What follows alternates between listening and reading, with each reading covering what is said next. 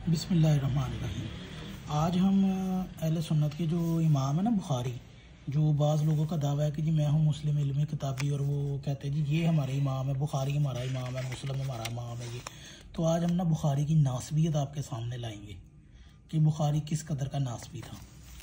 तो ये किताब है हमारे पास, अल हदीस मौज़ूआ फ़ी फ़ज़ाइल मुआविया, मुआविया की शान में बातिल हदीस का रद्द, कारी ज़ुहूर अहमद फैज़ी, मकतबा बाबुल इल्म, उर्दू बाज़ार, लाहौर की छपी हुई। इसके हम सफ़ा नंबर ना 42 पे चलेंगे। ये जी अल हदीस अल मौज़ूआ फ़ी फ़ज़ाइल मुआविया, ठीक है जी। यहाँ पर ना मैं आपको एक पैरा लिख देता हूँ कि फ़कीह कौन होता है। ऐनी कहता है कि उसके अनुमान पर उसको बात को मौक़फ़ करना दुरुस्त नहीं है, इसलिए कि इमाम बुखारी ने अपनी सही फ़ज़ाइल सहाबा की किताब में 10 से ज़ायद बाब ज़िक्र का अनुमान कायम किया। लावा ये तो जी कभी नहीं। इस सिलसिले में असल बात यह है कि बुखारी ने इंतहाई तकल्लुफ़ से काम लिया और मुआविया की शोहरत से मरऊब होकर किसी न किसी तरह उनका जिक्र अपनी सही में दाखिल करना ज़रूरी समझा। यानी कि ऐनी कहता है इनका इमाम के बुखारी ने ना किसी तरीके से ना, वैसे उसकी कोई फजीलत तो है नहीं थी, फिर भी उसने हुकूमत वगैरह की हुई है, तो इस वजह से ना बुखारी ना मुआविया को ना अपनी सही बुखारी में ले आया। और ये नहीं लिखा कि फजीलत का बाप कोई बांधा हो, उसने लिखा जिक्र, बाब जिक्र मुआविया, यानी कि जिक्र किया है जी। उसका क्या जिक्र किया है जी बुखारी ने यहाँ से मैं पढ़ता हूँ, चले आगे से पढ़ लेता हूँ, कोई ये ना कहे कि इन्होंने छोड़ दिया।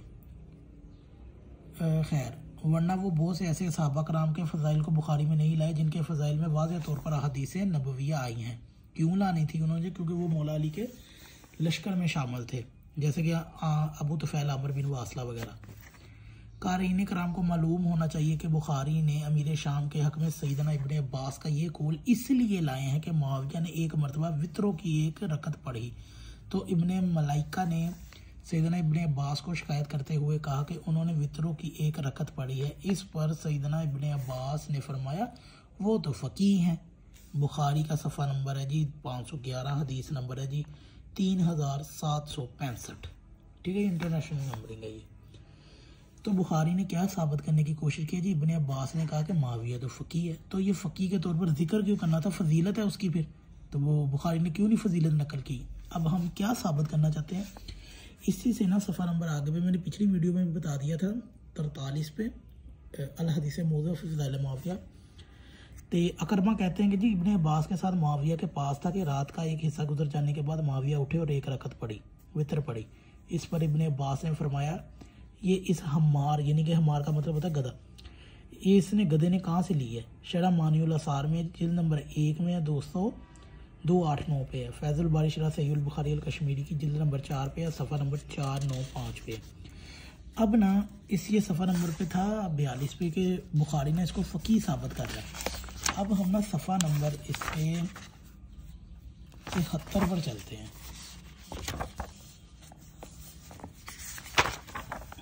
यहाँ पर अब हम ये सफ़ा नंबर 73 पे चलते हैं, और ये वही है अल हदीस मौज़ूआ फ़ी फ़ज़ाइल मुआविया। यहाँ पे मुसल्लम ने लिखा है कि कातल अगर फ़कीह हो तो उससे हिसाब होगा, ठीक है। पीछे जो 46 नंबर था ना, मैंने इसकी हेडिंग कर दी थी। अभी आप मुतअद्दिद कुतुब के हवाले पढ़ चुके हैं कि बुसर इब्ने अरता, ये बुसर इब्ने अरता है ना जो ये वाला बंदा, ये भी इनका सहाबी है, ठीक है। और माशाल्लाह इसने वो काम किए हैं कि आपकी सोच होगी।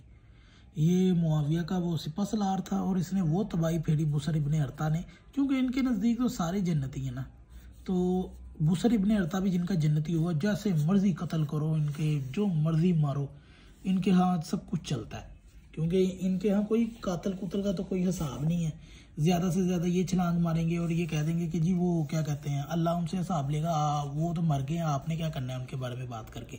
और जब पता लगता है कि भाई हो सकता है साहब हक बातल की पहचान नहीं है, तो कहते हैं छोड़े जी सारी जन्नती है। कुरान कह रहा है, कुरान ये तो नहीं कह रहा कि कत्ल करी जाओ फिर भी जन्नती हो।